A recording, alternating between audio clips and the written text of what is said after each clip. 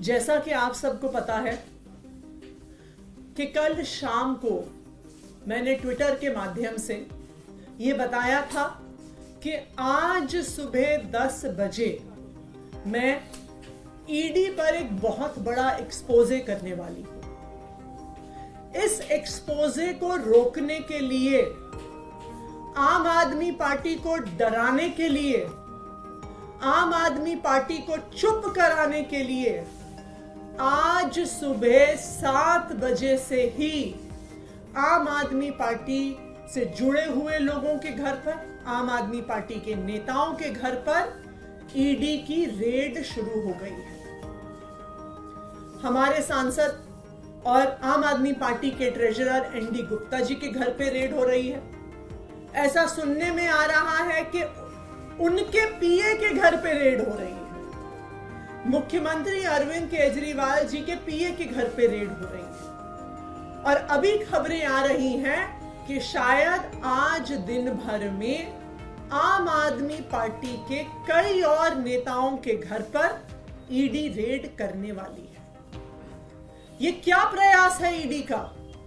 ये क्या प्रयास है भारतीय जनता पार्टी शासित केंद्र सरकार का कि वो अपनी एजेंसीज के माध्यम से आम आदमी पार्टी को डराने की कोशिश कर रही है, धमकाने की कोशिश कर रही है और हमारी बात को दबाने की कोशिश कर रही है।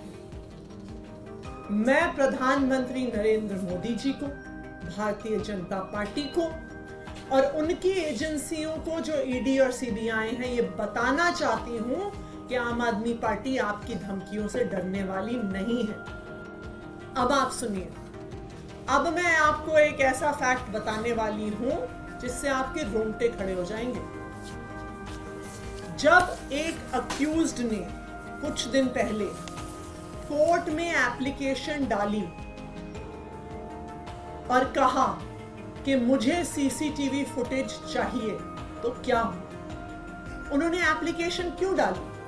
क्योंकि उनका जो ये अक्यूज्ड थे, एक सरकारी गवाह से ईडी में आमना सामना करवाया गया। उस आमने सामने में सवाल जवाब हुए, स्टेटमेंट्स दी गई, अक्यूज्ड द्वारा दी गई, सरकारी गवाह द्वारा दी गई। इस पूरी प्रक्रिया में उस कमरे में एक सीसीटीवी कैमरा लगा हुआ था। यह पूरी प्रक्रिया सीसीटीवी कैमरा की निगरानी में हुई। लेकिन जब वो स्टेटमेंट कोर्ट में जमा कराई गई तो अक्यूज्ड ने देखा कि जो बात कमरे के अंदर हुई थी और जो बात कागज पर आई है वो दोनों अलग अलग हैं। और इसीलिए इस केस के उस अक्यूज्ड ने सीसीटीवी फुटेज के लिए एप्लीकेशन डाली। और आपको पता है, जब ईडी ने वो फुटेज दी तो उन्होंने उस फुटेज का ऑडियो डिलीट कर दिया।